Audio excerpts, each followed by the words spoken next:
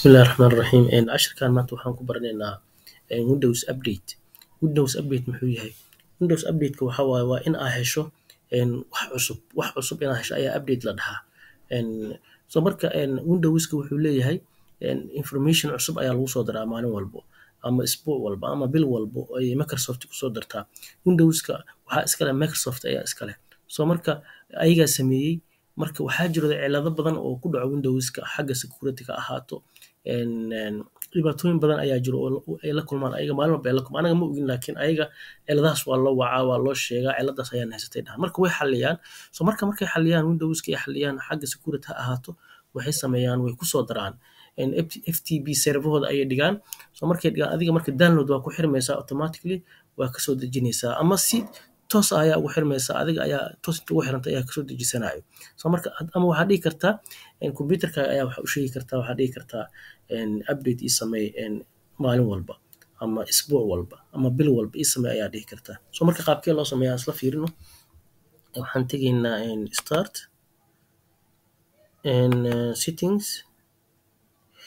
kadib waxaan tegaynaa Windows and update and security ayaa click siinaynaa update and security markaan click siino waan sugaynaa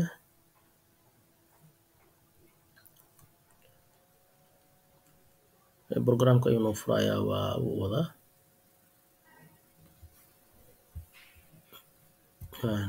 Windows update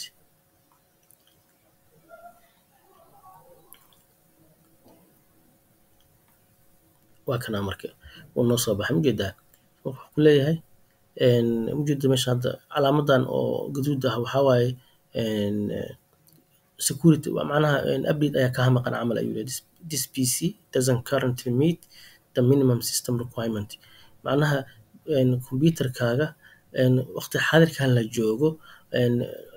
waxyaabihii u baahnaa ma haysto oo maaragtay oo lagu run gareyn lahaa Windows 11 ay hadda sii maraan ninkeyga hadda Windows 10 waaye marka way gudbeen ujeedaa Windows 11 ayay gudbeen marka ani waxay leeyihiin macnaha Windows upgrade sameeyo Windows 11 ku shubo computerkaaga anigana ma rabo inaan ku shubto oo marka lacag badan waaye marka inaan hadda ku shubtaan Windows 10 aan iska isticmaalaya laakiin waxyaabaha security iga maqan say ku ogaana meeshan ay ku qoran tahay ujeedaa check for updates meesha ku qoran tahay check for updates meesha ku qoran tahay ayaa click siinaysaa macnaha waxaa waaye ii fiiri update hadduu jiro wax cusub ma jiraan waa weydiinaysaa wuu jegaranayaa marka ujeedaa checking update ayuu leeyahay ujeedaa wuu wadaa wuu noo raadinayaa marka haddii ay wax jiraan oo update cusub uu noo soo saaraya wuxuu ku leeyahay update samee ayuu ku leeyahay update samee ayuuna leeyahay marka wuu wadaa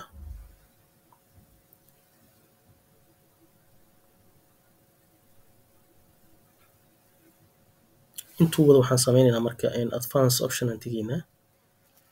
ujeeda additional update control and settingska advanced optionska ayaan click siinaynaa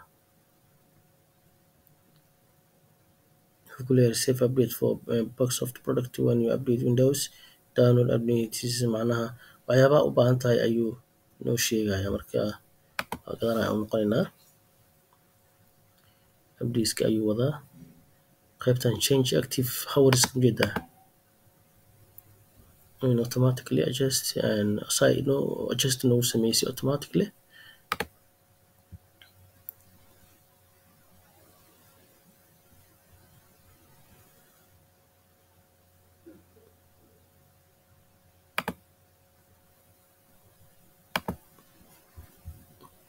marka waa kana wuu updateskii uu helay waxaa waa ujeedaa wuu download gareynayaa fiiri wuu wadaa wuxuu ku leeyahay security intelligence update for defender Microsoft Defender and antivirus ayuu noo soo dejinayaa software componentska naga maqan HP Inc ayuu noo soo dejinayaa iyo net framework 3.5 maaragtay intaan maaragtay hadda uu wado uu download ku sameynayo ayuu noo wadaa marka markuu downloadka kan uu dhameeyo ujeedaa 100% buu ku shubayaa marka markuu dhameeyaan isku soo noqonaynaa kii koowaad oo security-ga wuu dhameeyey, kanuu wadaa 41 ayuu marayaa. So marka in waxaa laga yaabaa waqti badan qaato. So marka hadda markuu soo dejiyo wuu noogu shubayaa wixii maaragtay oo security ah ama wixii naga maqan oo update hadda waxyaabahan hadda uu wado waa waxyaaba naga maqan oo maaragtay oo Microsoft hadda ay noogu darayso computerka. Marka update inaad sameyso way fiican tahay oo waxa waaye cilado badan oo ku qabsan lahaa ay maaragtay ka hortagayaan because ayagaa yaqaano ayagaa soo sameeyey. So marka mar walba inaad update sameyso aad ayay u fiican tahay. Marka maanta casharkeena waxaan ku baranay Windows update-ka ayaan baranay. Computerkeena si update loo sameeyaa ayaan baranay. Marka casharkeena maanta intaas ayaan kusoo koobaynaa. Wassalaamu calaykum waraxmatullahi